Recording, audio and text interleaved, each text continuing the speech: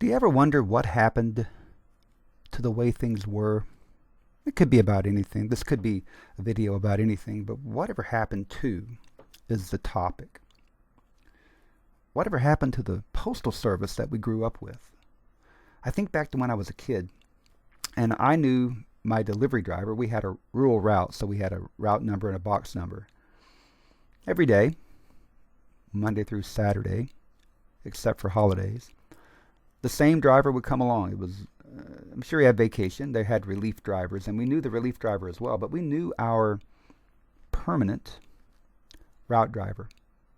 Did the same route for years. In fact, I recall the same driver did the route from when I can earliest remember, probably about 5 years old, to, I don't know, probably when I was a teenager. Might have been in my late teens. I think he retired at that point, and a new driver took over who we also knew, and who was also someone who was on the route from that point on.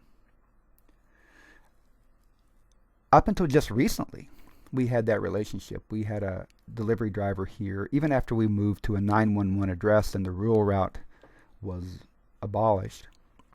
We had the same driver for this route, and we knew who he was. We could contact him. We could communicate with him, and he with us if he needed to. It was a very efficient way of doing things, and it's always nice to know who you're dealing with. But the Postal Service has changed dramatically. Now the intent is to hire part-time people. And I understand why. The Postal Service lost $9 billion last year. $7.5 billion of that was due to employee benefits, retiree employee benefits. So a substantial portion of the money that they lost last year was because they have $7.5 billion of retiree benefits to pay before they ever earn a dime. That is their overhead. Then they have fixed costs for the buildings and maintenance and things like that. Then they have the variable costs, which come from just doing business. The more volume you have, the more costs you have. But they want to do this now with part-time people. And they want to pay something that I consider to be a low wage, considering that you have no benefits and you're doing this part-time. They also simultaneously have what I consider to be some very poor service. You can expect not to have your things delivered on time frequently. They are lost in transit. The shipping information isn't updated. In a world where we want something the next day and we expect to know where it is all the time, that just isn't acceptable. So what brought this to mind? This morning at 7:30 or so, an Amazon truck pulled into our driveway and dropped something off. Now, that doesn't happen with the Postal Service.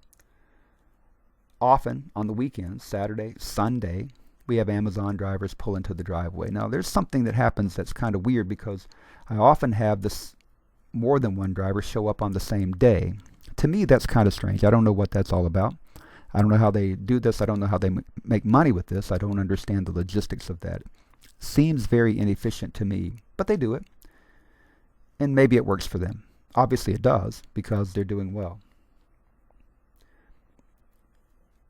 The Postal Service has seen a decline in what was their traditional business. Their business model has had to change. 80% of their first-class mail business has been lost since, well, let me phrase that a different way. Since 1997, their first-class mail business has been reduced by 80%. So that was a primary driver of profitability for them if they ever made money, and that's gone. So they've become a parcel delivery service, and now saw in the news headlines this morning that Amazon is considering canceling or not renewing their contract after October of 2026 and instead building out their own infrastructure to do more delivery of their parcels to rural areas. Now, the Amazon contract is about 7.5% of the revenues for the Postal Service. So it's a huge percentage. I wonder about the profitability of it because Amazon's not going to pay very much because they are able to negotiate such good rates. They're not going to pay very much there. So I don't know what profitability is, and obviously Amazon's looking at continuing to expand their capability. And if they have 2 drivers in my driveway on some days, then probably they've got the capacity to do a lot more and to dictate what's going to happen. But nevertheless, the entirety of delivery has suffered. Postal Service, I'm beating them up right now, and as I beat them up, I think about FedEx, which is worse. FedEx, which was the company that started the overnight delivery when it absolutely has to be there, when it positively absolutely has to be there overnight.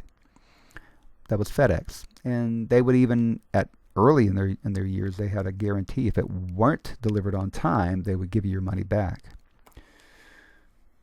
I feel certain that they wouldn't do that today.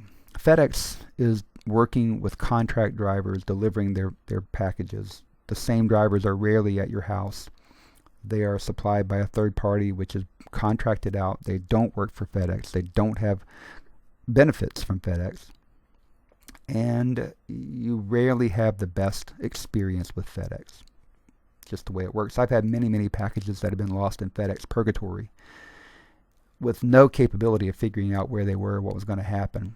And it's happened frequently. So I would rate FedEx below the Postal Service, and the Postal Service is not very good when it comes to service. The best, in my opinion, is UPS, and UPS is great because they do have dedicated drivers. They have contracts with the Teamsters Union, and I'm not a huge fan of unions, but they do the thing to keep people employed full-time as much as possible. And, there's always that friction between how many people do we want versus how many people we need versus how much we have to pay for the contract. There's always that friction. I'm not saying it's a great relationship or it's even anywhere near perfect. But I know who my UPS driver is when I have regular pickups and regular deliveries, and I don't know that at all with the other delivery services. So whatever happened to the days when companies wanted to build reliability into what they did, and they wanted their customers to get to know the people who delivered the service to them? Those were the days whenever I think we got better service. Now, you could argue that Amazon does a great job, and I think for the most part they do. Of course, I don't know any Amazon drivers at all. So this might be contrary. It might shoot my theory clean out of the water, but I do know that poor management, poor leadership leads you to what USPS has become today. The Postal Service has become what they are because of bad leadership. And I also know that those bad choices have an impact far, far into the future.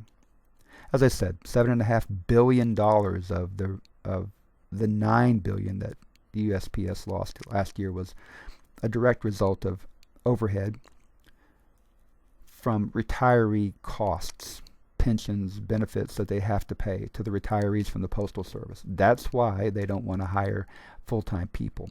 I understand the pressure.